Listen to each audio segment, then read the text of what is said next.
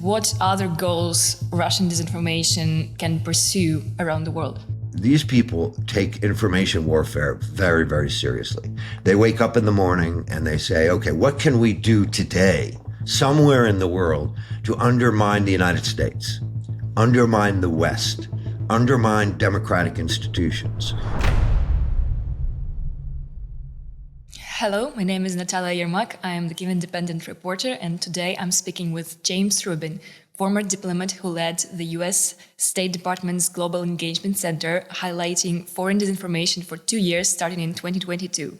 The center was shut down last week by the US administration, which claimed that it censored the voices of Americans instead of doing its job. But when you were leading it, it exposed 4 major Russian campaigns in Latin America, Africa, Moldova, and with the work of the Russian state-funded media outlet RT. The Global Engagement Center was focused exclusively on what Russia and China did around the world, in Europe, in Latin America, in Africa, in Asia, obviously in Ukraine, the monstrous things that they're saying and doing about the people of Ukraine. So I think I should start there. But we were able, and I was very proud of this, after several months of figuring out what's the problem here and how can I be most helpful and how can we be value added. The problem in this business always is, where's your value added? Because everybody wants to be involved in what they call messaging. You know, what do we say every day? What do we dispute about the Russians? Where our value added had nothing to do with that. It was about exposing, as you said, Russian disinformation operations, which were essentially what we used to call covert operations. That means where they're putting messages into the information system in Europe, in Ukraine, in Africa, that are lies, and that are unattributed, that they're hiding their hand. And the most important thing we did was the last thing in September, what the National Security Agency director, that is our highest intelligence director, told me was one of the most comprehensive downgrades of intelligence.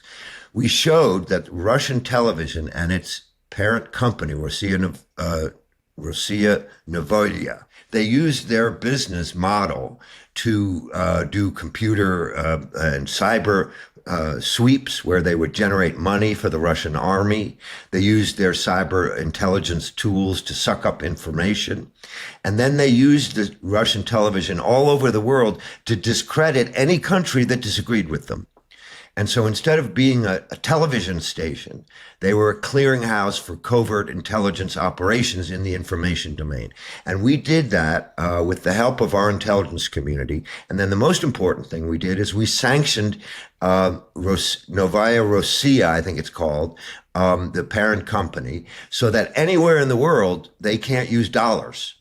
And it had a real impact. I am hoping and praying that despite the fact that they've closed the office down under the new administration, that those sanctions are still in place. And it's my understanding that they still are.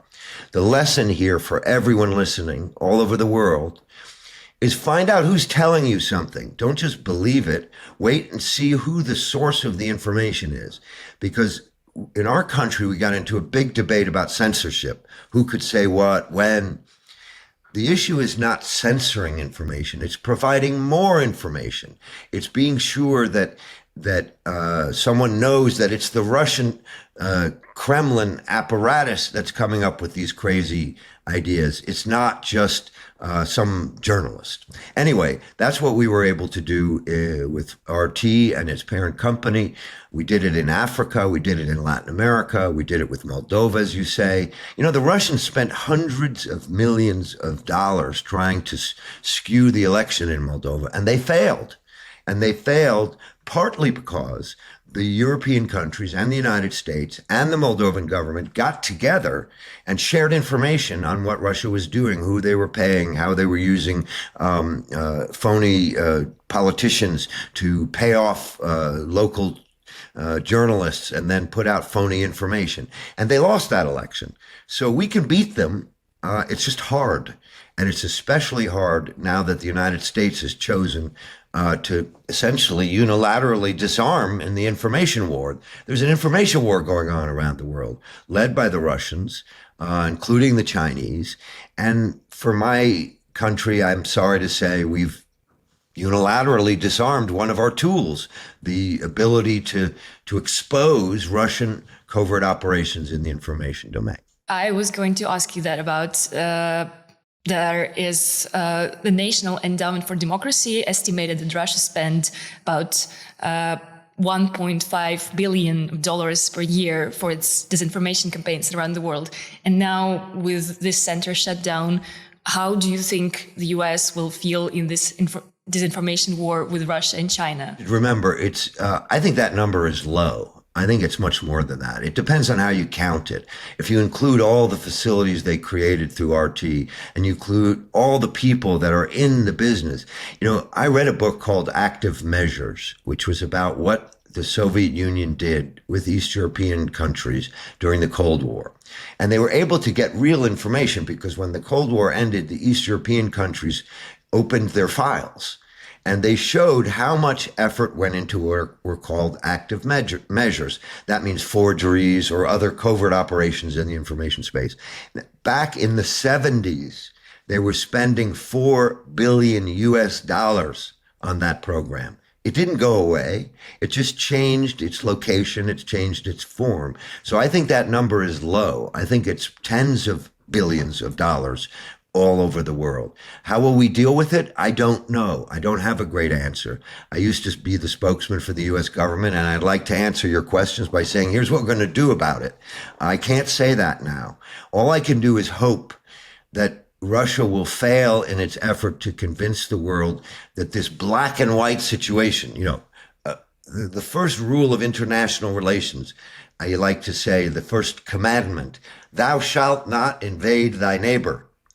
And that's what Russia did. They invaded their neighbor. And there's nothing they can say and nothing they can do that can change that truth.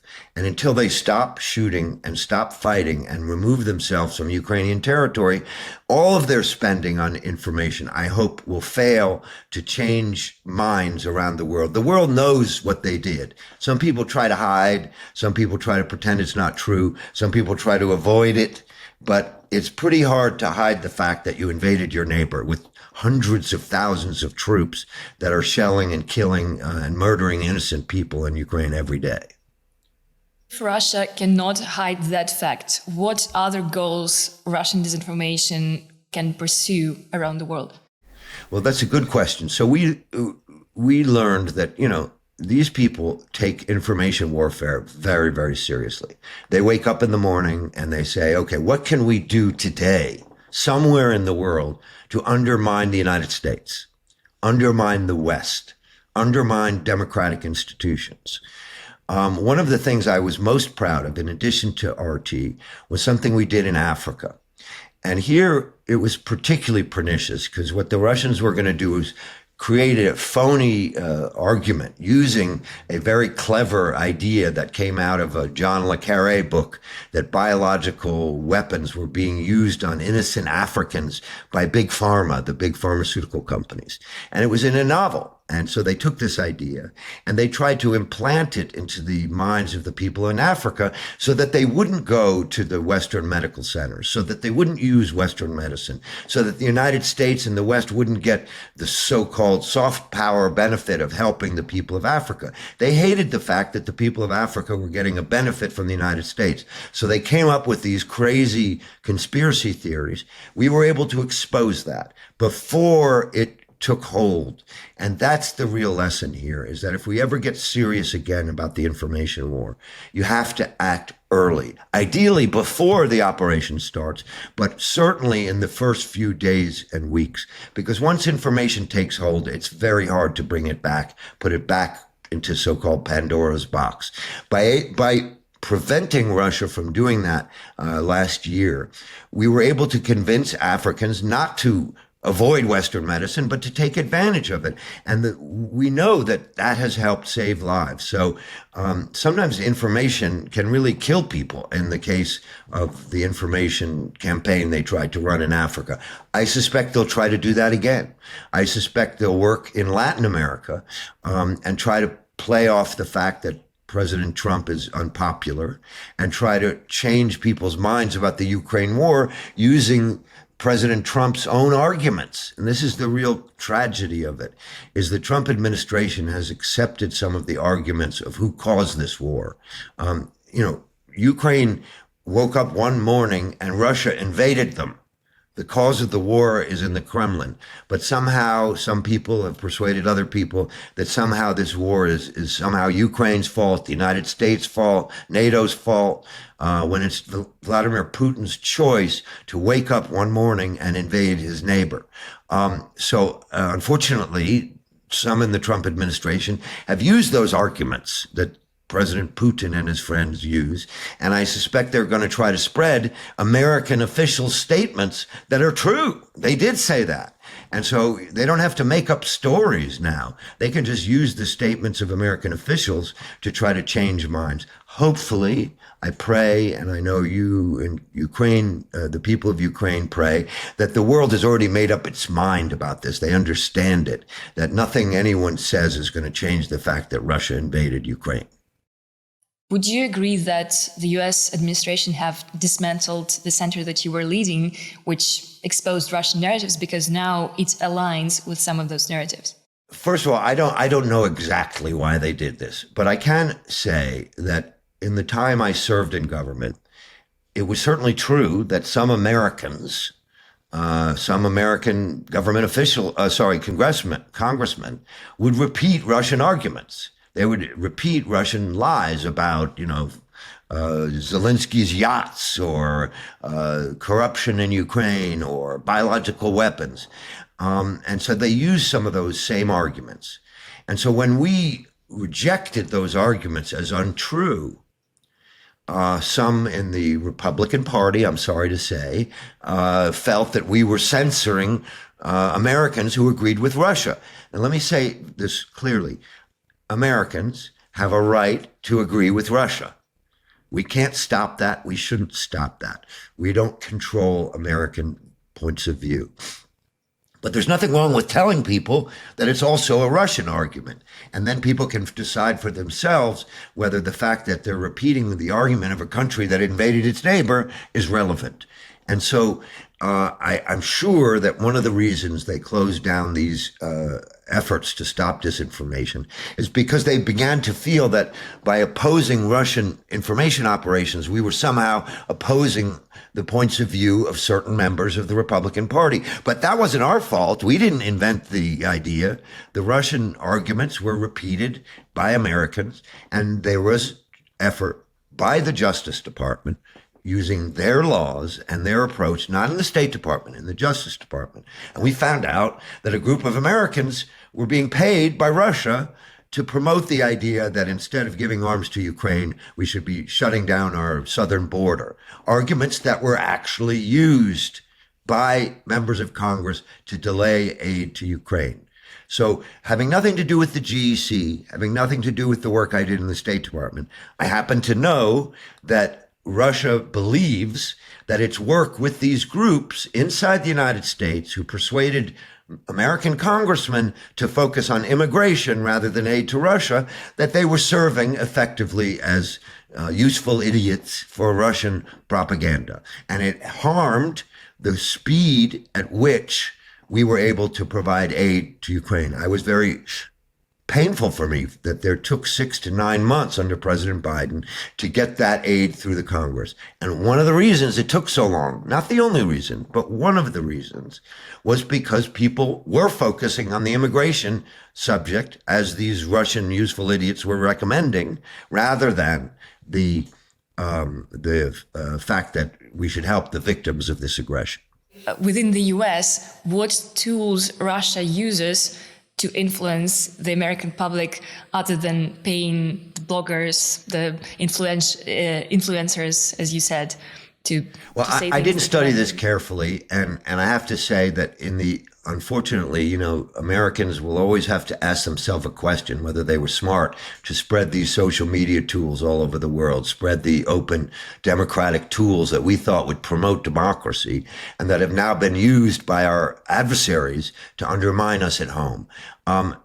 All sorts of social media, all sorts of communications tools are being deployed all over the world to try to undermine Western support for Ukraine. Let's face it, it happens every day because that's the only way Russia can win this war is if everyone quits. And let's face it, as all the work they're doing and as irritating as it is, as frustrating as it is, they failed.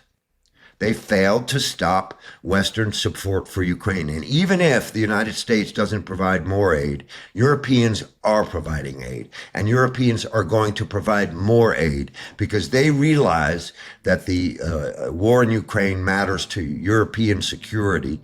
And it may be harder for Ukraine without American assistance that we were providing under the Biden administration. But your people have chosen to fight. It's something that's you should be very proud of. The people of Ukraine have chosen to stand up for themselves, and I think you're going to keep fighting with or without American assistance. Thanks to our 17,000 members, we have a sustainable source of funding for our reporting. With an uncertain future ahead, we count on you to help us keep our stories coming.